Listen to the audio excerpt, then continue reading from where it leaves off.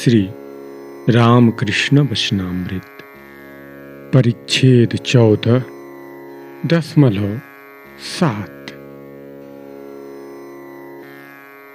अदृष्टपूर्वं हृषितः अस्मि दृष्ट्वा भयेन च प्रव्यथितं मनः मेतत् एव मे दर्शय देवरूपं प्रसीद देवेश जगन्निवास प्रसीद देवेश जगन्निवास।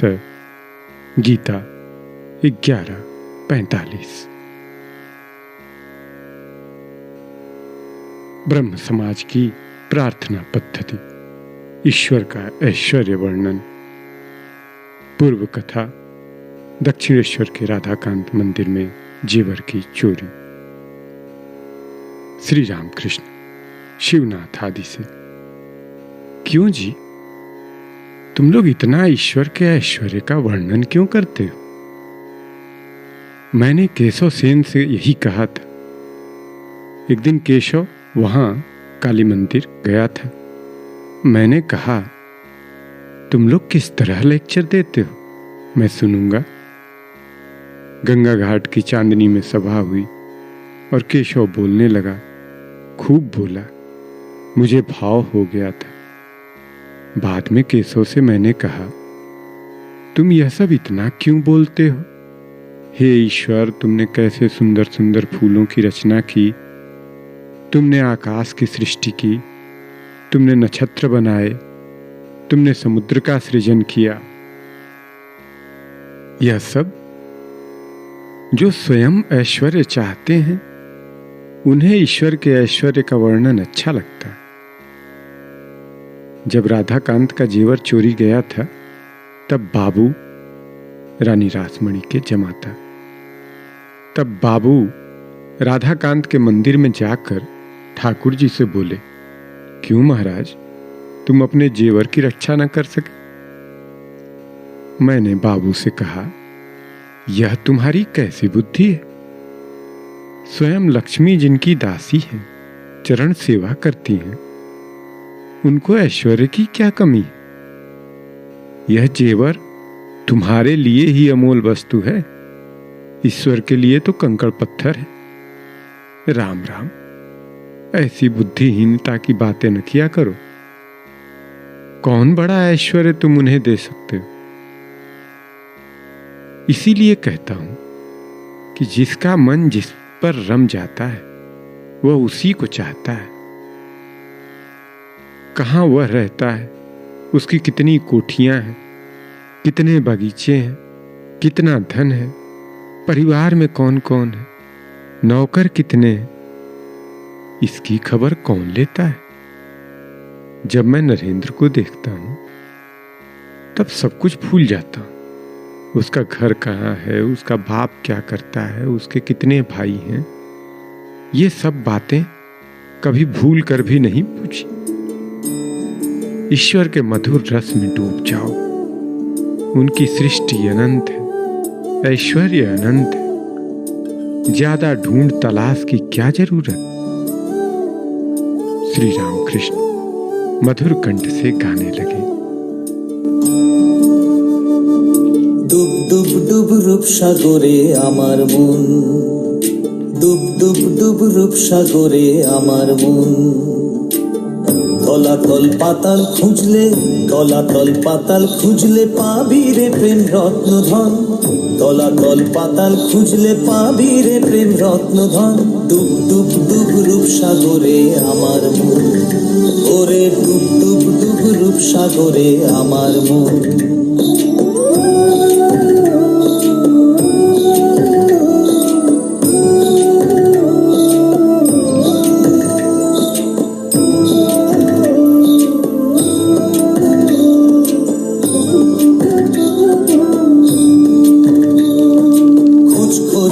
খুঁজলে পাবি হৃদয় মাঝে বৃন্দাবন।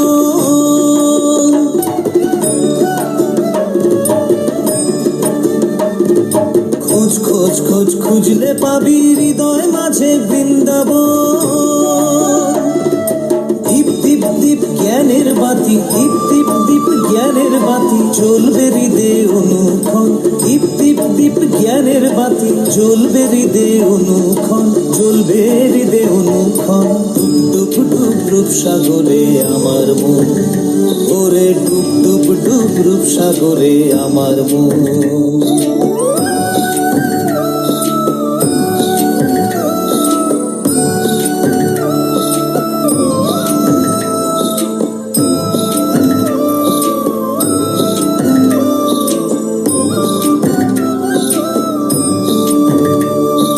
ড্যাং ড্যাং ড্যাং ডাঙায় ডিঙে চলায় আবার সে কুঞ্জ।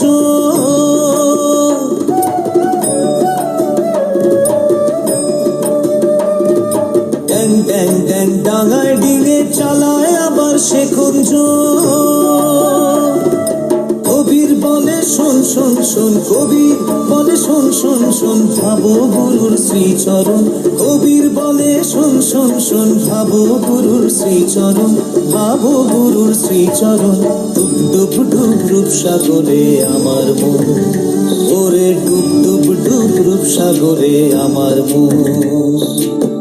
তলাতল পাতাল খুঁজলে, তলাতল পাতাল খুঁজলে পাবি রে প্রেম রত্নধন। তলাতল পাতাল খুঁজলে পাবি রে প্রেম রত্নধন। ডুব ডুব ডুব রূপ সাগরে আমার মন, ওরে ডুব ডুব ডুব রূপ সাগরে আমার মন। ডুব ডুব ডুব রূপ সাগরে আমার মন, ওরে ডুব ডুব ডুব রূপ সাগরে আমার মন।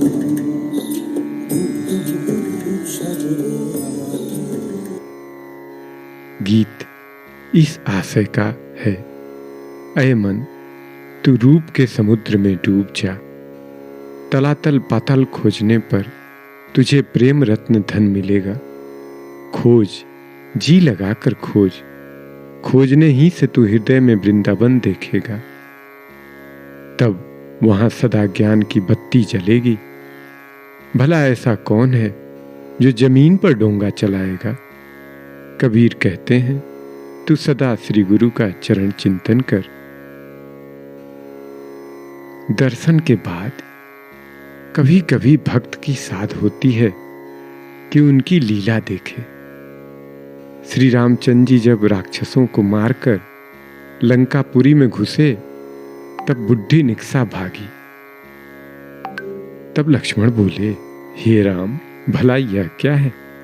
यह निक्सा इतनी बुढ़ी है, पुत्र शोक भी इसको कम नहीं हुआ, फिर भी इसे प्राणों का इतना भय है कि भाग रही है। श्री रामचंद्र जी ने निक्सा को अभय देते हुए सामने लाकर कारण पूछा। वह बोली, राम, इतने दिनों तक बची हूं, इसीलिए तुम्हारी इतनी लीला देखी। यही कारण है कि और भी बचना चाहती हूं। न जाने और कितनी लीलाएं देखूं। सब हंसते हैं। शिवनाथ से, तुम्हें देखने को जी चाहता है। शुद्धात्माओं को बिना देखे किसको लेकर रहूंगा। शुद्धात्मा मेरे पिछले जन्म के मित्र जान पड़ते हैं। एक ब्रह्म भक्त ने पूछा, महाराज, आप जन्मांतर मानते हैं? बहुनी में व्यतीतानि जन्मानि तौ चार्जुन। श्री रामकृष्ण, हाँ, मैंने सुना है कि जन्मांतर होता है। ईश्वर का काम हम लोग अल्प बुद्धि से कैसे समझ सकते हैं? अनेकों ने कहा है, इसलिए अविश्वास नहीं कर सकते। भीष्मदेव देह छोड़ना चाहते हैं, शरों की शैया पर लेटे हुए। सब पांडव श्री कृष्ण के साथ खड़े हैं। सबने देखा, भीष्मदेव की आंखों से आंसू बह रहे हैं। अर्जुन श्री कृष्ण से बोले, भाई, यह तो बड़े आश्चर्य की बात है कि पितामह, जो स्वयं भीष्मदेव ही हैं, सत्यवादी, जितेंद्रिय, ज्ञानी, 8 वसुओं में से एक हैं, वे भी देह छोड़ते समय माया में पड़े रो रहे हैं। यह भीष्मदेव से जब श्री कृष्ण ने कहा, तब वे बोले, कृष्ण, तुम खूब जानते हो कि मैं इसलिए नहीं रो रहा हूं। जब सोचता हूं कि स्वयं भगवान पांडवों के सारथी, फिर भी उनके दुख और विपत्तियों का अंत नहीं होता, तब यही याद करके आंसू बहाता हूं कि परमात्मा के कार्यों का कुछ भी भेद न पाया। भक्तों के साथ कीर्तनानंद।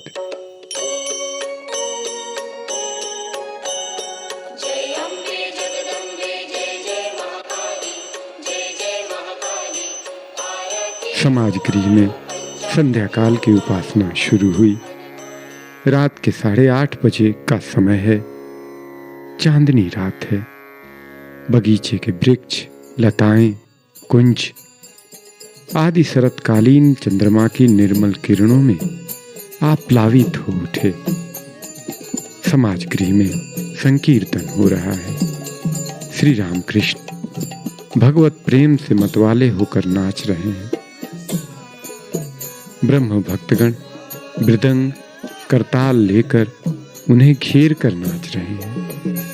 भाव से भरे हुए सभी मानो ईश्वर दर्शन कर रहे हैं। हरिनाम ध्वनि उत्तरोत्तर बढ़ने लगी। चारों ओर के ग्रामवासीगण हरिनाम सुन रहे हैं और मन ही मन बगीचे के मालिक बेड़ी माधव को कितना धन्यवाद दे रहे हैं।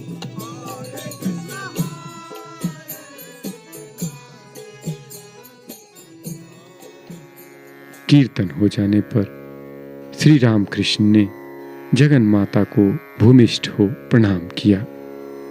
प्रणाम करते हुए कह रहे हैं, भागवत भक्त भगवान, ज्ञानी के चरणों में प्रणाम, साकारवादी भक्तों और निराकारवादी भक्तों के चरणों में प्रणाम, पहले के ब्रह्मज्ञानियों के चरणों में और आजकल के ब्रह्म समाज के ब्रह्मज्ञानियों के चरणों में प्रणाम है।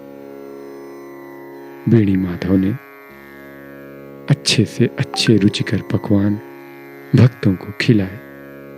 श्री रामकृष्ण ने भी भक्तों के साथ आनंद पूर्वक प्रसाद पाया। राम कृष्ण शरणं शरण्ये, राम कृष्ण शरणं, राम कृष्ण शरणं, राम कृष्ण शरणं।